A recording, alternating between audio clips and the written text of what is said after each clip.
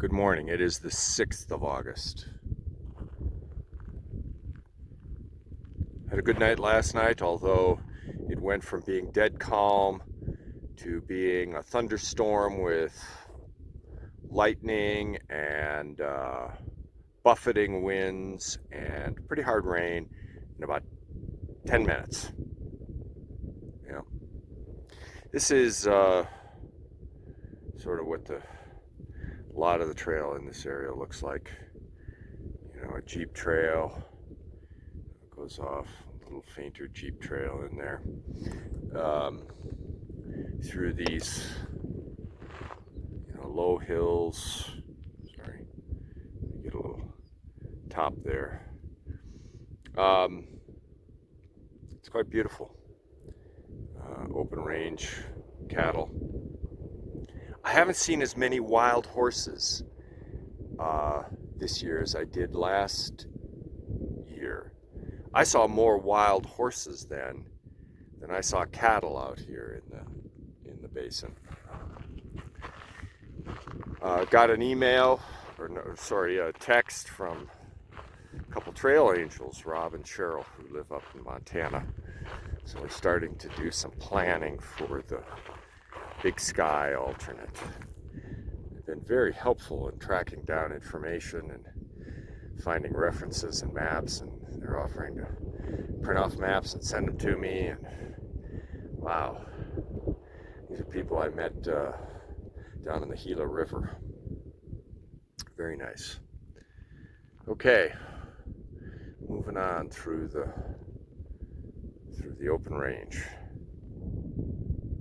Well, here the trail, this dirt road, is crossing the Seminole cutoff of the California Trail, the one on the left. And let's see if we can zoom in a little bit. And the famous Oregon Trail, which we follow for a little bit here. So there'll be many such markers to this in the next several miles.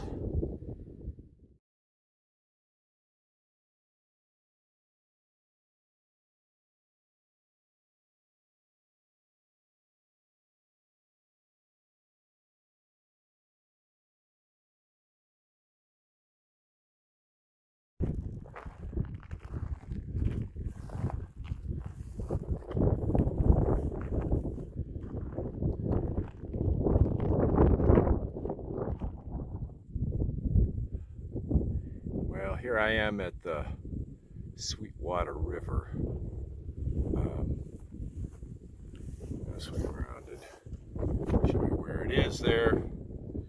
And I'm going to see if Cougar Bay can declaim on the Sweetwater River and its historical significance and why the Oregon Trail is where it is, etc. Because he knows it better than I do, having grown up in Wyoming. Got another 4/10 of a mile before I get to another access point to the Sweetwater, and so I think I'll press on there. It's 1:30 now. Be there in 4/10,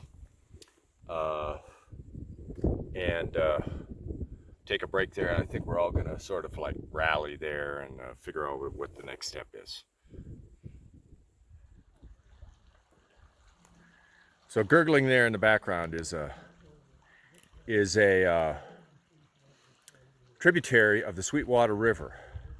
And we have someone who grew up in Wyoming here who may be able to shed some light a little bit on what the historic significance in American history of the Sweetwater River is. Yeah, the Sweetwater River was important for the Oregon Trail.